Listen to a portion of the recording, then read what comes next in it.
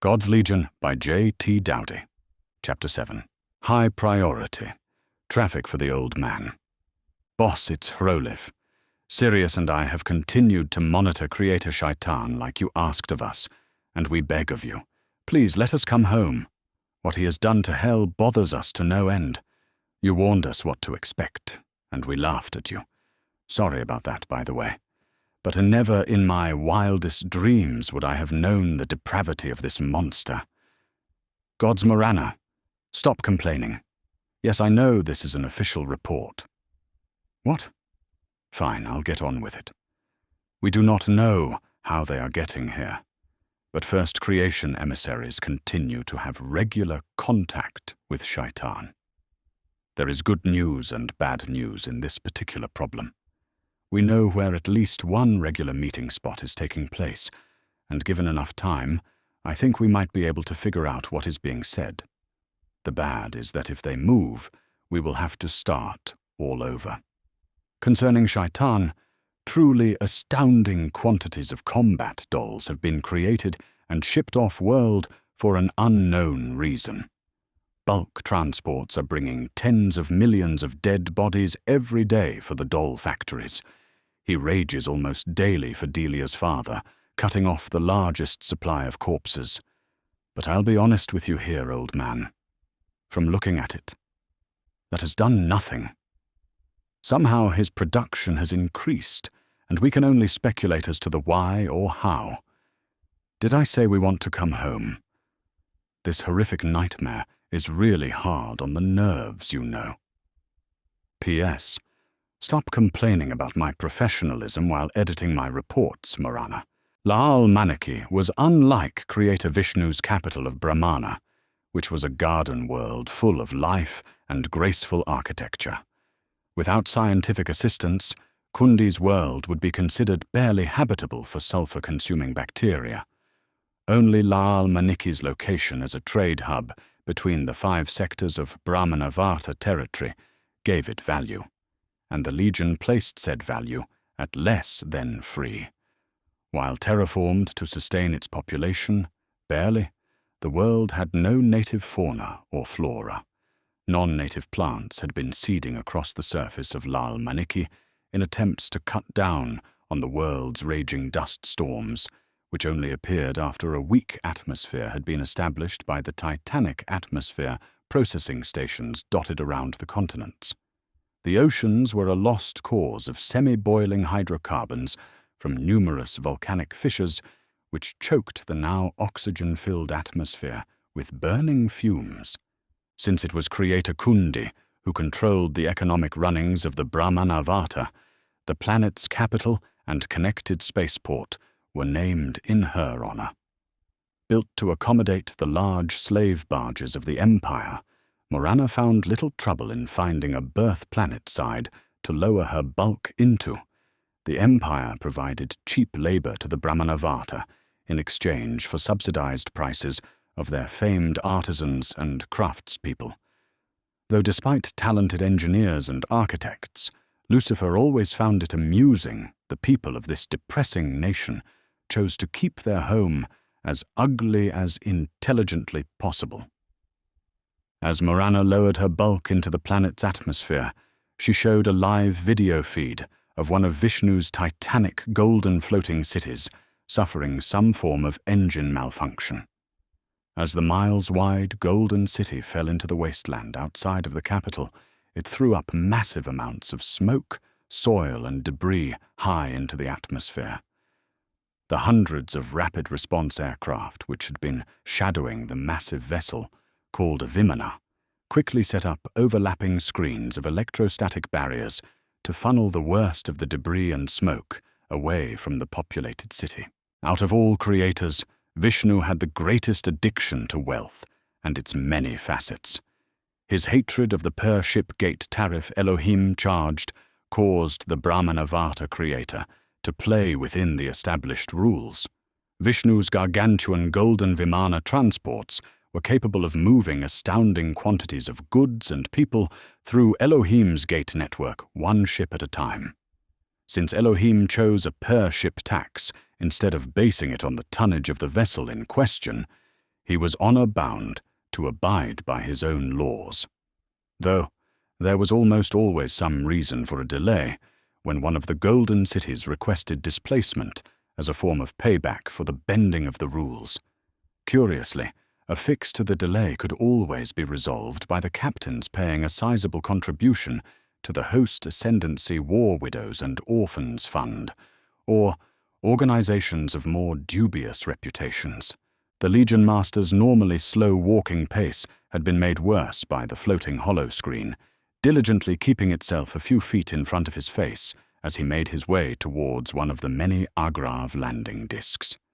He was watching the small golden city fall from the sky, where it had been hovering to bury itself into the nutrient-poor soil. Aid had been offered, even though he hated Kundi and the majority of her fellow Brahmanavata siblings. Lucifer should not have bothered with wasting his breath, as Kundi never acknowledged his few messages in the past, just as she had not this time either.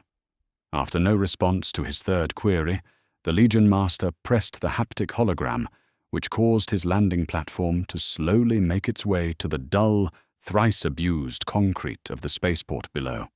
The odd smell of a planet incapable of sustaining life being forced to assaulted everyone's senses. Delia grumbled and complained that it smelled close to her home, while Francesca tugged and adjusted the stiff collar of her new Legion jacket to make it slightly more comfortable.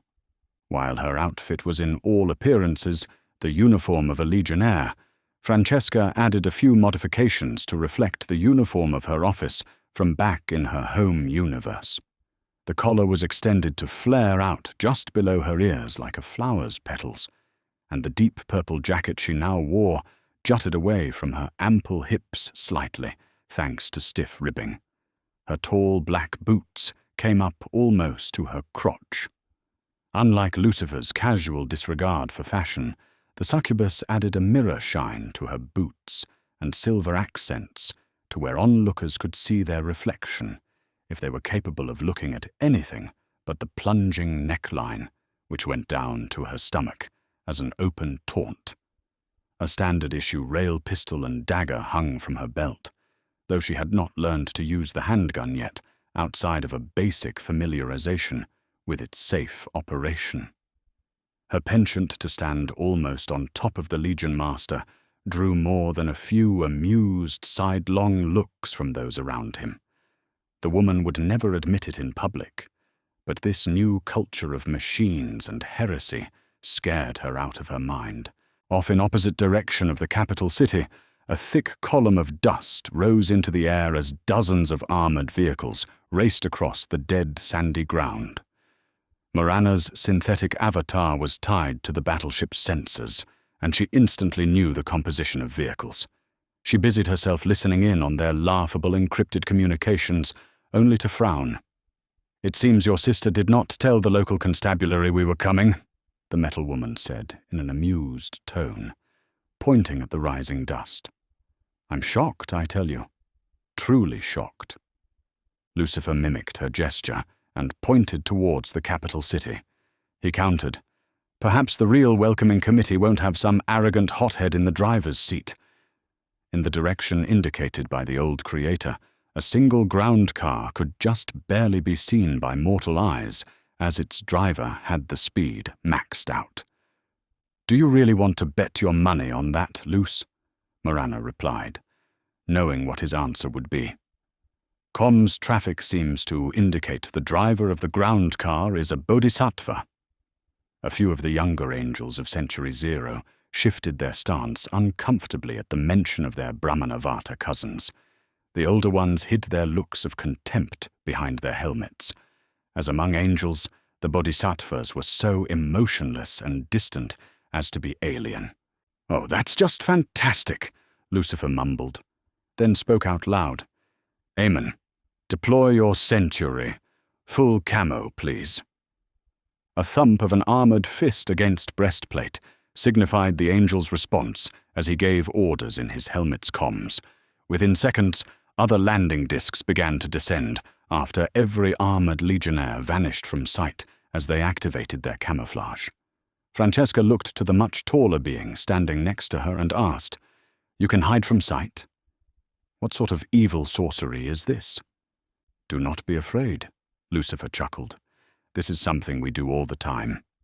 The Legion Master had the perfect chance to show off his valued technology, and he would not squander his chance to impress the impressionable. Thankfully, Delia gestured for the succubus to come stand by her, so her lover could do his job.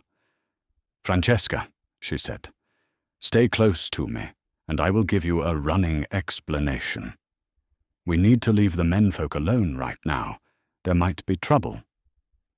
The succubus and the Akaru woman had spent hours talking, and because they were very similar in nature, had naturally found topics to begin bonding over. Slowly, after a few minutes of waiting, the armored column arrived with their mounted guns pointed directly at the old creator and his handful of visible people. Heavy doors swung open as soldiers poured from their transports to form a large semicircle, adding their small arms to the debate. One figure wearing a gaudy camouflage pattern of blue and yellow stripes stepped forward to address the newcomers on his world. He was a level of fat one only achieved from a lifetime of having other people do his work for him. The fat man spoke in a tone one would to a homeless person urinating on the side of a national monument. "I am Major Pranav Khatri of the 6th Motorized Police Division. You and your people aren't welcome on our holy world. You will leave, now, or we will make you." Lucifer stared incredulously at the Major, before he pointedly turned to look over his shoulder at the mile-long warship parked behind him. Morana played on his gestures and began retracting armored covers for some of her so-called small guns, which swung menacingly towards the Brahminavata soldiers like the open maw of great beasts. "Well, Major," Lucifer remarked blandly, "I see the hospitality of the Brahminavata people has not improved over the millennia since I last visited your space. Nor has your public school system produced a more intelligent caliber of people."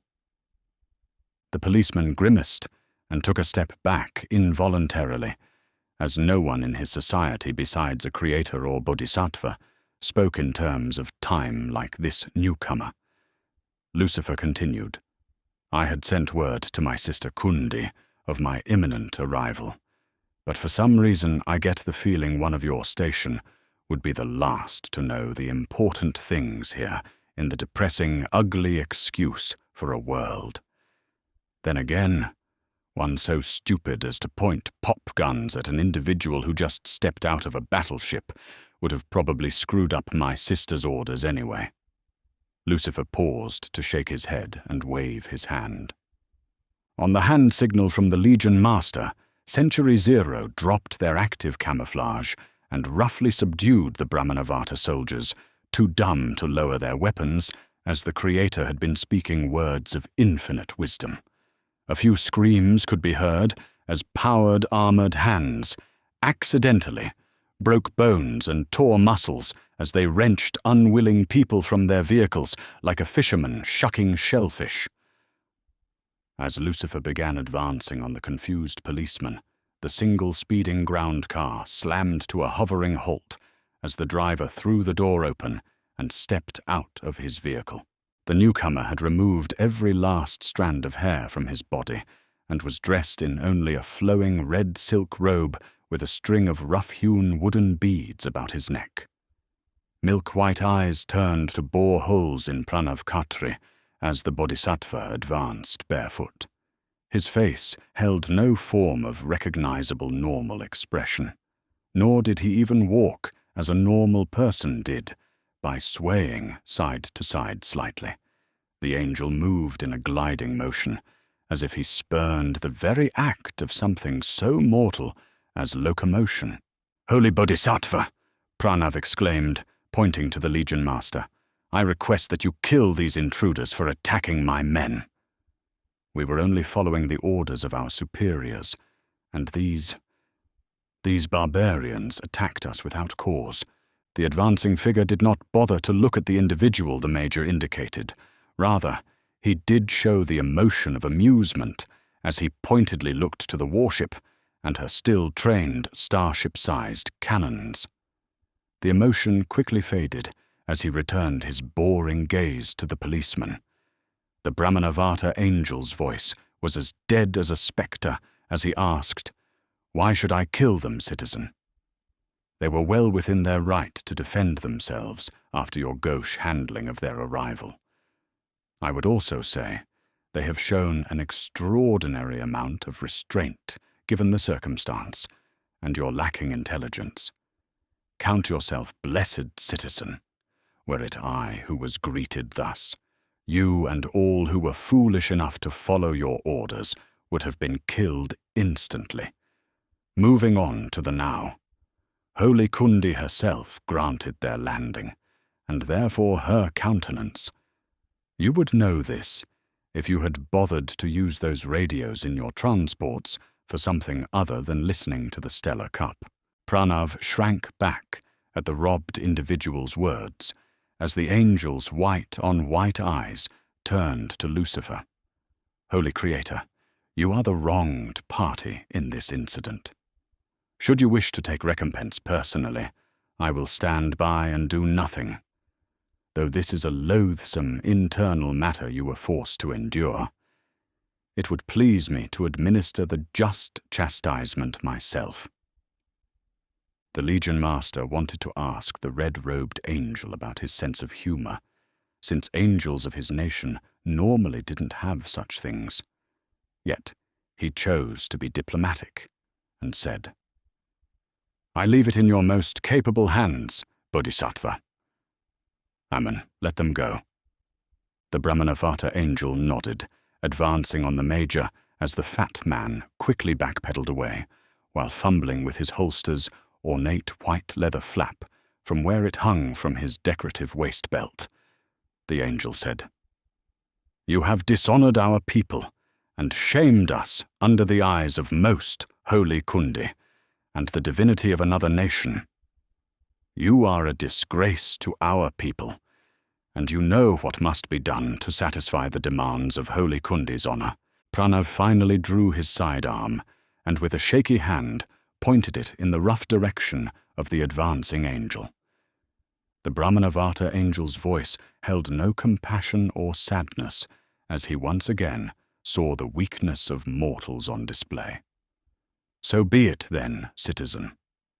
The handgun went off, missing the red-robbed angel entirely as he rushed forward and slammed the palm of his right hand into the lieutenant's chest to crush his heart faster than any mortal could have reacted. As the officer fell to the ground, the milk-white eyes of the Bodhisattva looked around to the soldiers who were now laying prone on the concrete in a gesture of reverence and fear. The angel's voice was no different than before he killed the offending Pranav Khatri. "You will return to your barracks and inform your lieutenant colonel of this incident, and why your commanding officer lost his life. I shall follow up on this matter to ensure you are properly trained for the future arrival of our Holy Creator's guests." Without waiting for the groveling soldiers' replies, the angel turned around and moved back to stand in front of Lucifer. "Honor has been restored. Thank you for allowing me to handle this matter personally, Holy One." "Sure," Lucifer replied in what he hoped was a guarded tone. "Where is my sister currently?" "At the site of the crashed Vimana, Holy Creator. Shall I convey you?" "Please do." The Bodhisattva confiscated all of the armored vehicles in front of him for the Legionnaires' use, leaving the Brahmanavata soldiers to walk the several miles back to their barracks over the dead soil as a form of penance. As the armored convoy approached the city, the Legionnaires could not help but notice the gilded city of Creator Kundi. Every business and home had been gaudily decorated in what could only be described as an attempt to one-up their fellow neighbor. Every item and blank surface were a confusing kaleidoscope of rioting colors and designs which hurt the eyes. Even the people themselves were dressed in a similar fashion, with the wealthier among them wearing heaps of golden jewelry, whether it looked good on them or not. The architecture of the government and wealthy business owners was beautifully done, with elegant curves and sweeping archways. Statues of the creators of their nation lined the public spaces so that all mortals were reminded who was at the top of their society. Food stalls were a fury of activity as the vendors hurriedly sold their goods to pack up and head home. People knew citywide curfews would be implemented due to the crashed Golden City, and they quickly grabbed what few items from shops they felt they would need for the next few days. Radios that would have been playing a myriad of different kinds of music were all blasting the orders of the local police to clear the streets and return to homes. The streets were choked with personal vehicles as all semblance of good order had evaporated.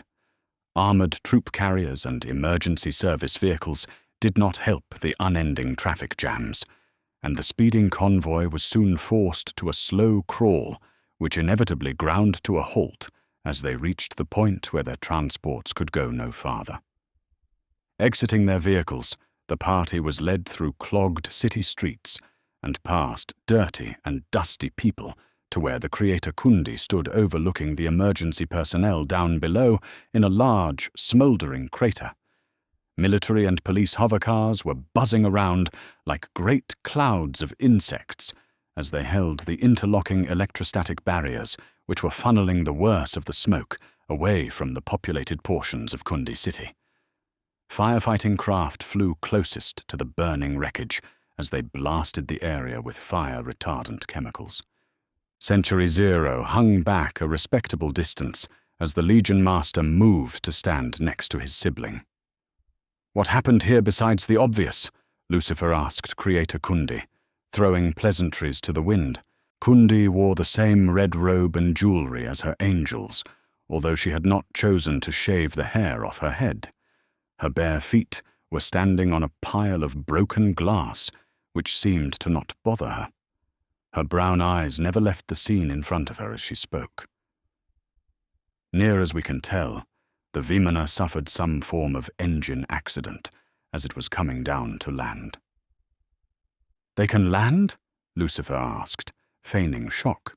The Vimana were circular void craft which had a diameter of Morana on the small end and much larger than Kundi City on the larger. They were not symmetrical, as they really were floating cities. Usually there was a golden mountain in the center, which spread out in a fan to give the impression of an inverted children's spinning top. This one must have belonged to a lower caste merchant family, as it had been built with a more utilitarian approach at maximizing cargo space. "Not as such, no," Kundi replied, missing the fact her older brother knew they did not.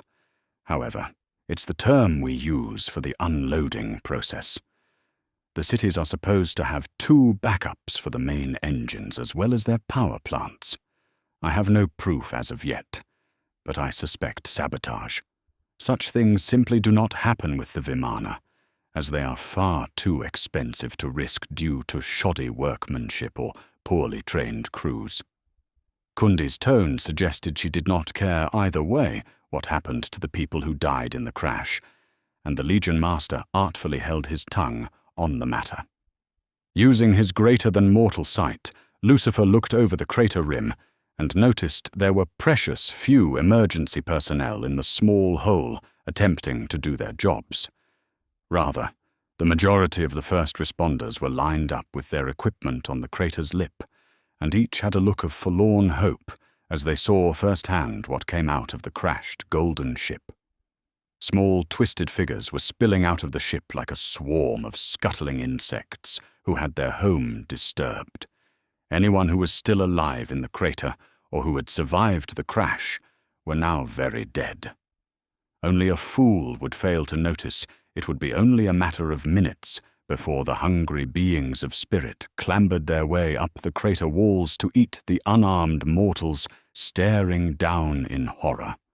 Unarmed they would be, as the Brahmanavata didn't have a culture like the Legion, which had made being armed at all times a law. Lucifer's next words were harsh and accusatory. Did the demons come from inside the ship? Your grasp of the situation is as flawless as ever, Kundi replied. Hence the other reason why I believe sabotage brought down the Vimana.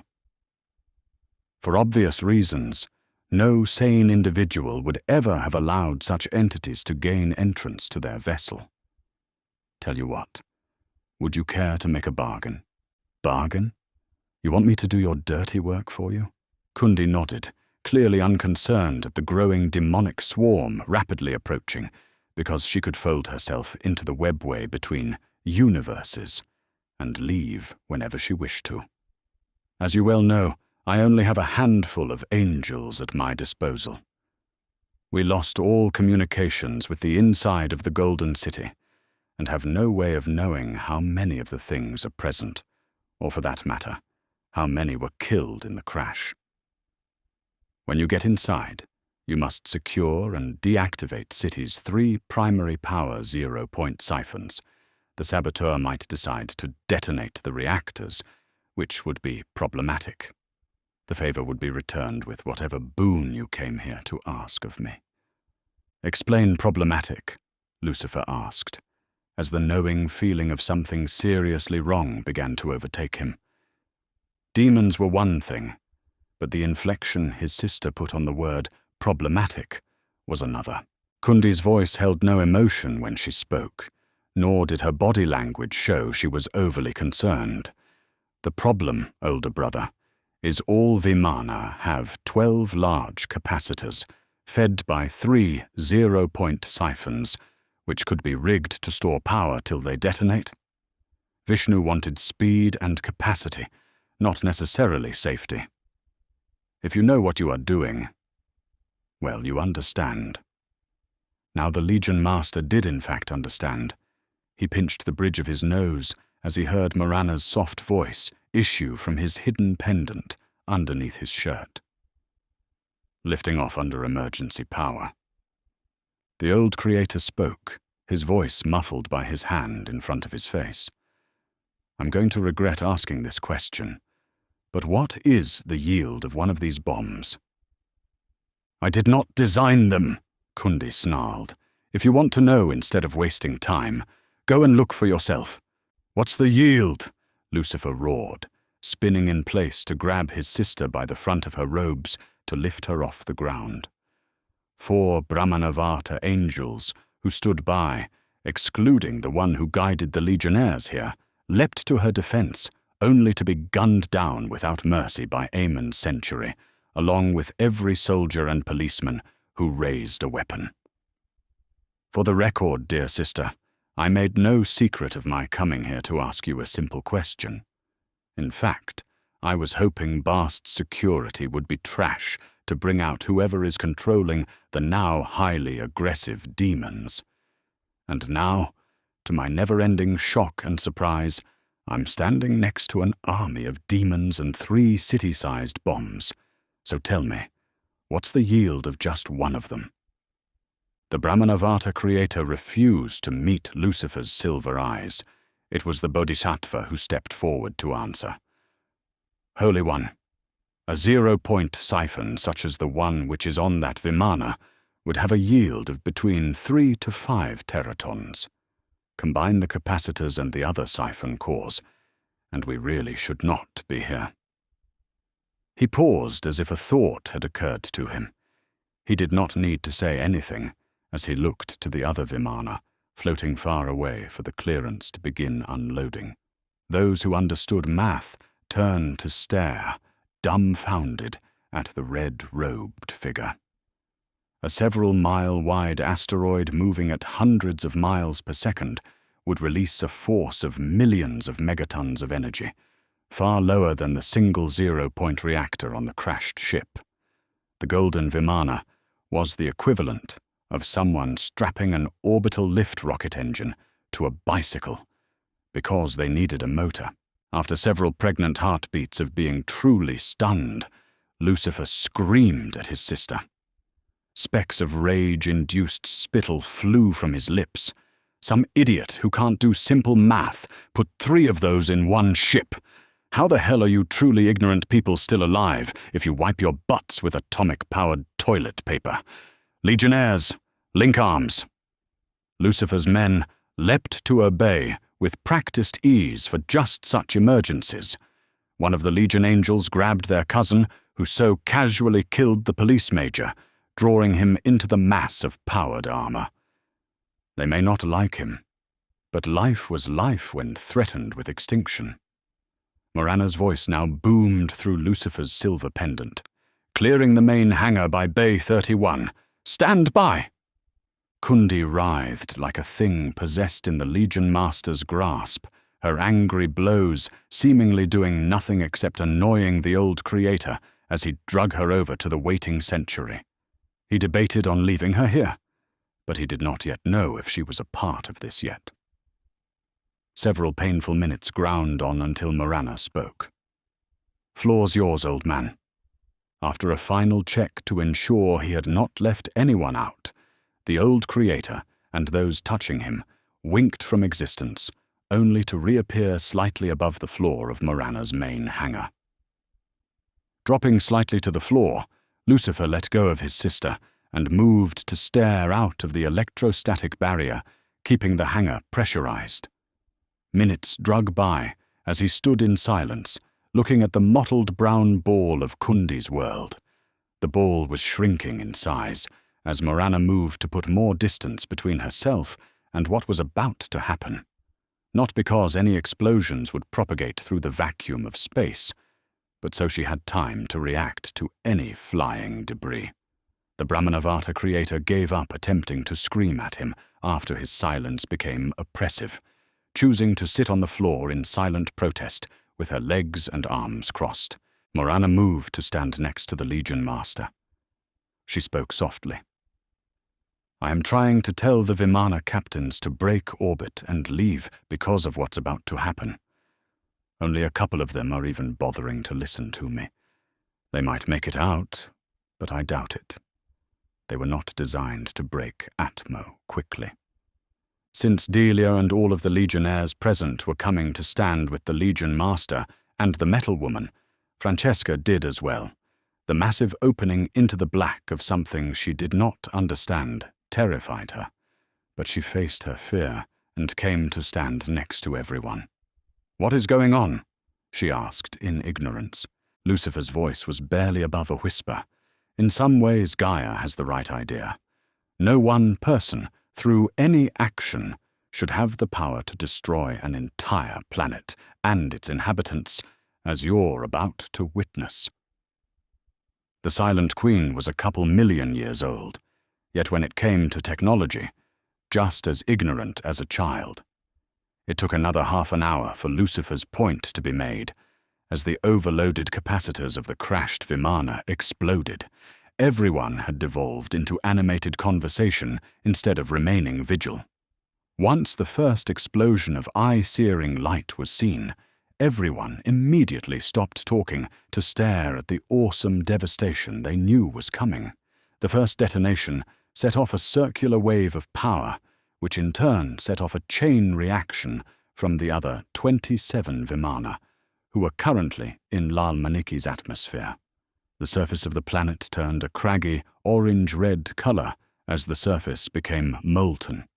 All sounds had ceased in the hangar, except for Morana's solemn proclamation of, "The planet is being pushed from its orbit." None of the Vimana got away. Kundi screamed in rage as her world burned from the actions of an unknown group.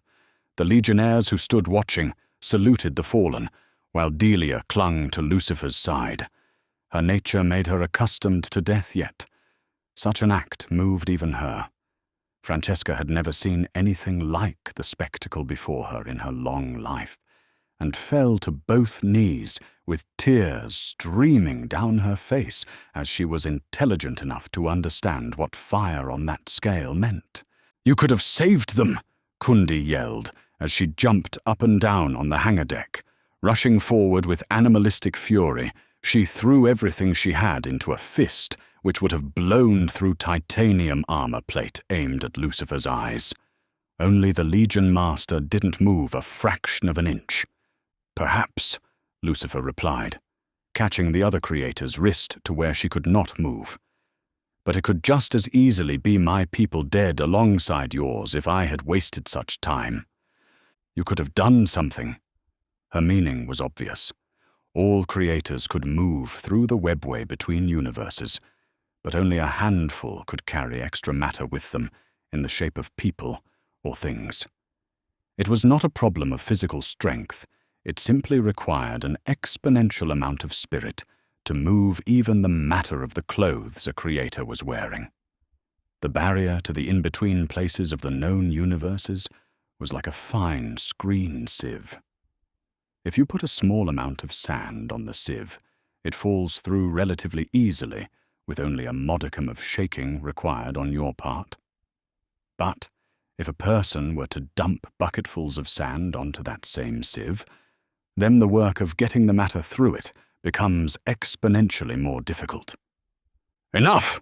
Lucifer yelled, his voice echoing around the mostly empty hangar like a thunderclap. "I did do something, you idiot. I saved you and your angel so you could take your revenge on the ones who did this.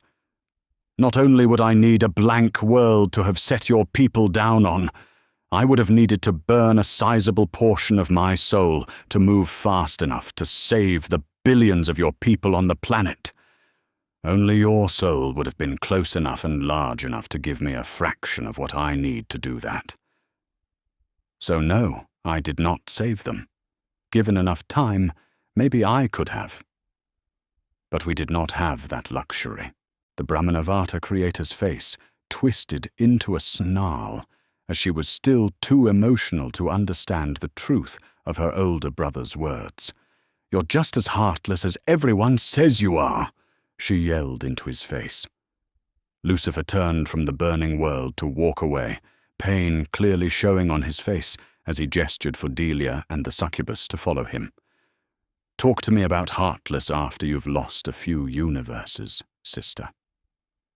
For now, you're free to go after you give me information on Odin's angel Fenris. I know he came to your world, and I know what you would have used his skills for. We will talk about this after you take the time to calm down."